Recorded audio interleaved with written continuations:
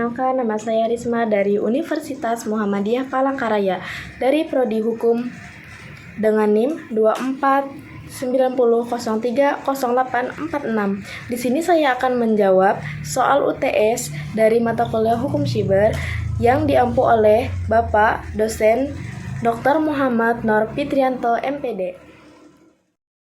Pengertian security awareness adalah pemahaman dan kewaspadaan individu terhadap risiko dan ancaman keamanan siber yang ada di lingkungan digital. Ini mencakup pengetahuan tentang cara melindungi diri dari informasi dan potensi serangan siber.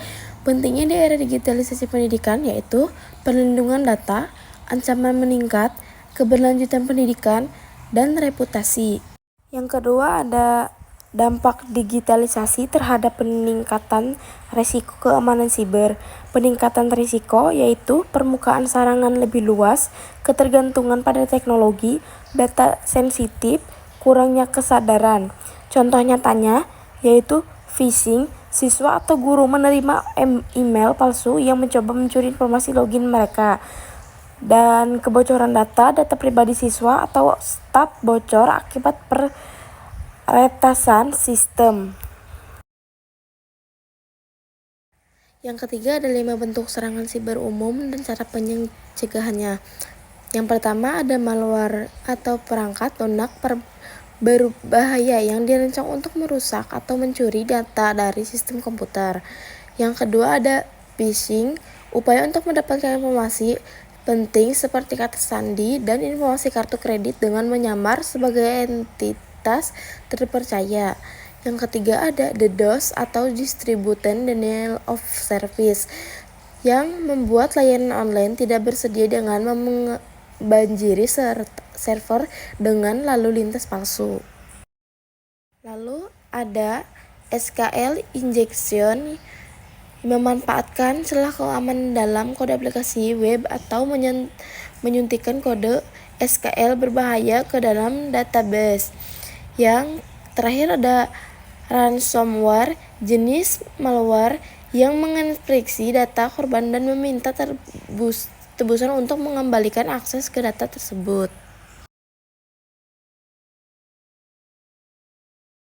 Soal keempat yaitu penerapan konsep keamanan internet dalam aktivitas belajar daring.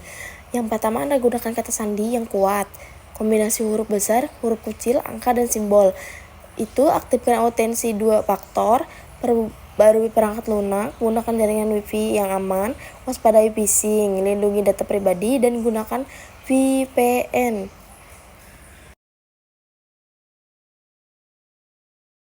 Soal yang kelima, peran penting firewall, antivirus, dan sistem backup data. Firewall fungsinya itu memantau dan mengontrol lalu lintas jaringan yang masuk dan keluar, memblokir akses yang tidak sah. Peran mencegah akses tidak sah ke sistem dan jaringan. Antivirus yaitu fungsinya mendeteksi dan menghapus malware dari sistem komputer. Perannya itu melindungi sistem dari infeksi malware yang dapat merusak atau mencuri data. Yang ketiga ada sistem backup data, fungsinya untuk membuat salinan data penting dan menyimpan di lokasi yang aman.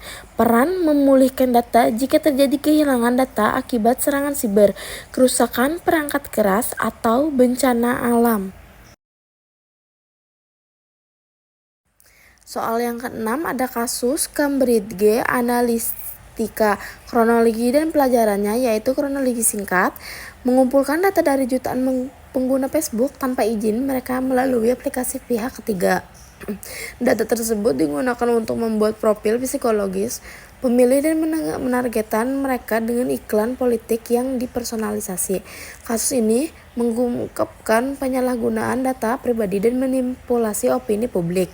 Pelajaran pentingnya melindungi data pribadi dan memahami bagaimana data tersebut digunakan.